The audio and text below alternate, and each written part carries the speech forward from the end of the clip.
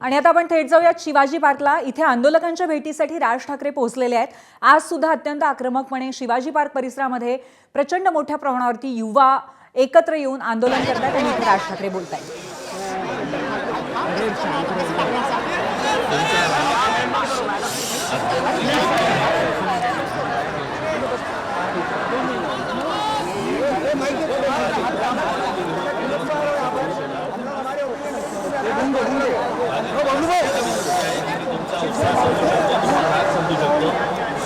माझ्याबरोबर फक्त तुमच्यापैकी कोणीतरी 10 जण आतमध्ये या, मी त्यांच्याशी बोलतो।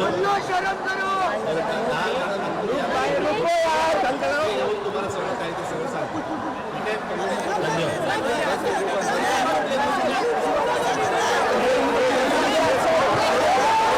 तर आपण ही सध्या दृश्य बघतोय ती दादरच्या शिवाजी पार्क मधली आहेत, मुंबईतली। आणि इथे प्रचंड मोठ्या प्रमाणामध्ये पुन्हा एकदा जमाव गोळा झालेला दिसतोय। आंदोलकांच्या या संपूर्ण गर्दीला आता राज ठाकरे संबोधित करत होते आणि त्यांनी असं म्हटलं की तुमच्यापैकी 10 कोणीतरी प्रतिनिधी आतमध्ये या, मी बोलतो आणि त्यानंतर आपण या सगळ्याची दिशा ठरवूया, अशा आशयाचं वाक्य त्यांनी उद्गारलेलं आहे।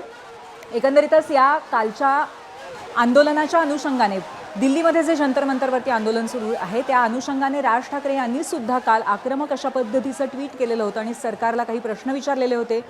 पंतप्रधान नरेंद्र मोदी यांच्यावरही टीका केलेली होती आणि त्याचबरोबर तरुणांवरती झालेल्या लाठीचार्जवरती त्यांनी प्रश्नचिन्ह उभं केलेलं होतं। आता या पार्श्वभूमीवर आपण पुन्हा एकदा बघतोय, रविवारी सुद्धा शिवाजी पार्कमध्ये अशाच पद्धतीचं आंदोलन झालं होतं। अनेक तरुण इथे एकत्र आलेले होते आणि त्यांनी धर्मेंद्र प्रधान यांच्या राजीनाम्याची मागणी आणि नीटमध्ये झालेला गैरव्यवहार या अनुषंगाने निदर्शनं केली होती।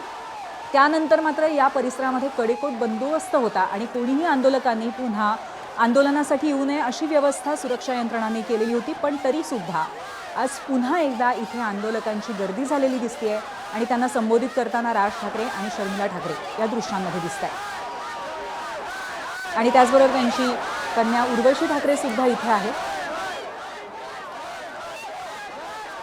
आज महाराष्ट्रामध्ये ठिकठिकाणी निदर्शनं झालेली आहेत, बरीचशी निदर्शनं काँग्रेसतर्फे झालेली आहेत, परंतु आत्ता आपण इथे शिवाजी पार्कवरचं युवा आंदोलन पाहतोय।